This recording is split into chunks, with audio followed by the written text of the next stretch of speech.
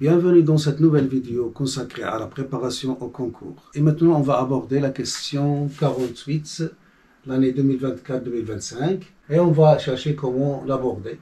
Et bien sûr, ce n'est pas la seule manière. Donc, il faut chercher dans différentes directions parce que chacun vous donne une idée qui peut vous servir le jour du concours. Alors, qu'est-ce qu'il dit notre question? Alors, soit dans l'espace menu d'un repère orthonormé au IJK, les points A, B, C qui sont définis par leurs coordonnées.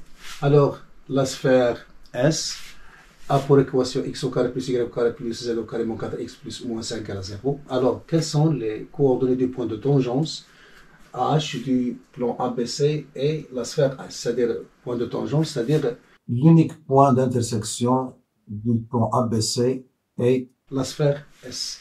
Alors, qu'est-ce qu'on a comme connu? On a les points. Donc, je passe au schéma. Hein. Donc, on a une sphère, voilà. Donc, une sphère S. Et on a le plan ABC. Il est déterminé par les trois points ABC. Et vous avez le centre qu'on doit déterminer. Et H, le point qu'on cherche. Alors, déjà, on a une équation. Donc, directement, donc on a, pour trouver oméga, donc, et le rayon. Donc, on a x carré plus y au carré plus z au carré moins 4x moins 5 égale à 0. Donc, ça donne x moins, donc la forme canonique, donc x carré moins 4x, donc ça donne moins 2 au carré, moins 4, avec le moins 5, ça donne 9, donc ça donne 3 au carré, la plus y au carré, plus z au carré. Donc, comme vous avez l'habitude de le faire dans la préparation de l'examen, voilà, vous avez, donc S, c'est une sphère qui a pour centre 2, 0, 0, et qui a pour rayon 3. Donc, oméga c'est quoi? Donc, oméga c'est 2, 0, 0. Voilà. Alors, lesquels de ces points, donc vous avez 5 propositions, quel est le point H parmi ces 5 points? Donc déjà, H il doit être dans le cercle, et il doit vérifier que la distance entre oméga et H égale à 3, et oméga H, il doit être orthogonal au vecteur AB et au vecteur AC. Donc, c'est un calcul à faire.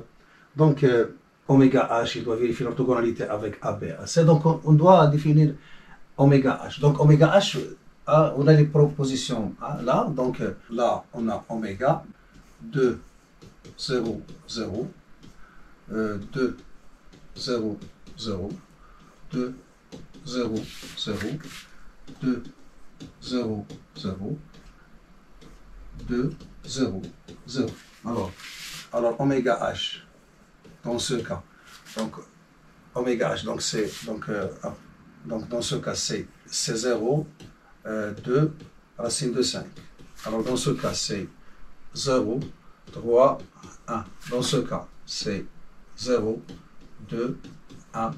Dans ce cas, c'est moins 2, 1 et 2. Dans ce cas, c'est moins 2, moins 1 et 2. Donc, ce vecteur doit être orthogonal à AB et AC. Alors, on détermine AB et AC. Donc, AB.